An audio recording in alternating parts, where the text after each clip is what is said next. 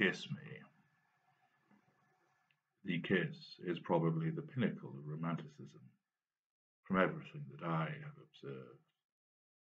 The couple who flirt with one another throughout the film in an attempt to create a will they or won't they scenario finally kiss and everybody smiles. The kidnapped child is finally reunited with his parents and is smothered in relieved kisses. The power of seduction that exists in that first kiss between a passionate couple, which then leads to their love-making. A kiss goodbye on a steam-filled railway platform. As ever, books and films have played their part in elevating the status of the kiss to near legendary status. Like so much of what I do, the kiss is a weapon which I use to maximize the impact of my machinations. At the outset, I shall use it to overpower you. You are unlikely to have much resistance to my overtures following my campaign of love bombing, but if there is any, it will be obliterated the first time I kiss you. I have studied 1,000 kisses, from Burt Lancaster and Deborah Kerr in From Here to Eternity, to Clark Gable and Vivian Leigh in Gone with the Wind, through to Demi Moore and Patrick Swayze in Ghost.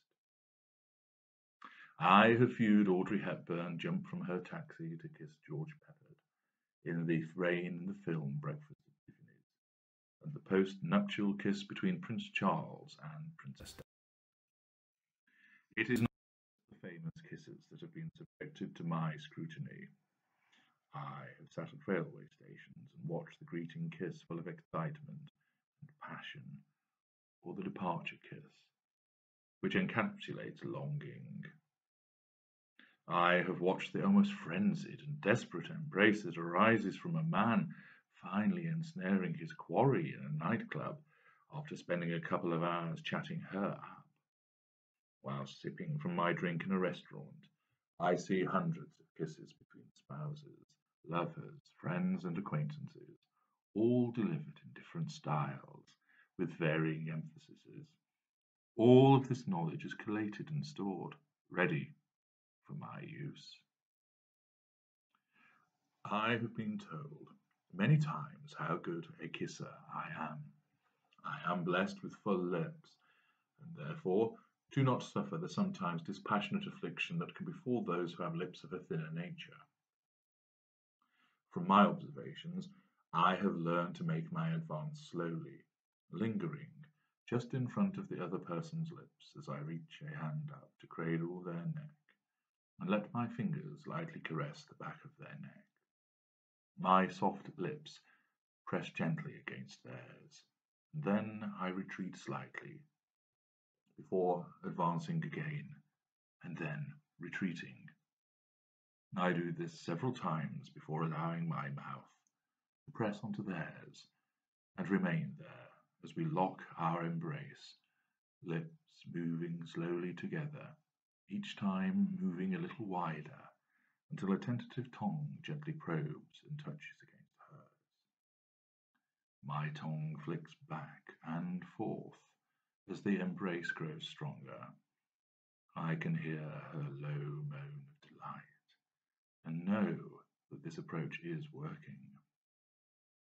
I reach another arm around her and pull her closer to me, bodies pressed against one another, and now her mouth has opened wider, her own tongue almost battling with mine.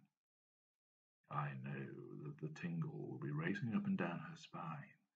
I know that she will be feeling the churning in her stomach, and that lightheadedness will be sweeping across her. I am well practiced in the art of the seductive kiss, and during our golden period I shall allow you to experience it often. I shall do it when we meet in my house at the end of the day. I will embrace you in that fashion when I lead you by the hand to our bedroom, and I shall surprise you by grabbing hold of you in the lift and kissing you in this way. What, of course, is all the sweeter about being able to embrace you in such a scintillating fashion is the fact that I will withdraw this marvellous kiss. You will take hold of me and push your mouth against mine, only to find that my lips are set rigid and do not respond in the way that you have been used to.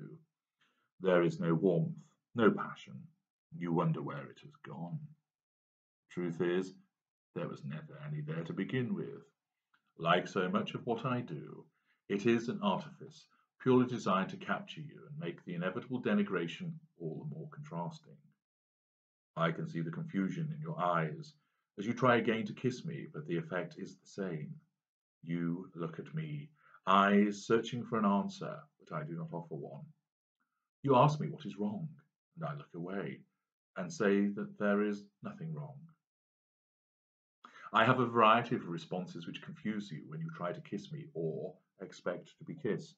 When once I kissed you often and repeatedly, I will reduce it to next to nothing. This reduction, coupled with a lack of explanation, has you flailing around for some kind of reason. You end up blaming yourself, of course. That is to be expected. I will do any or all of the following. 1. Remain tight-lipped when we kiss. 2.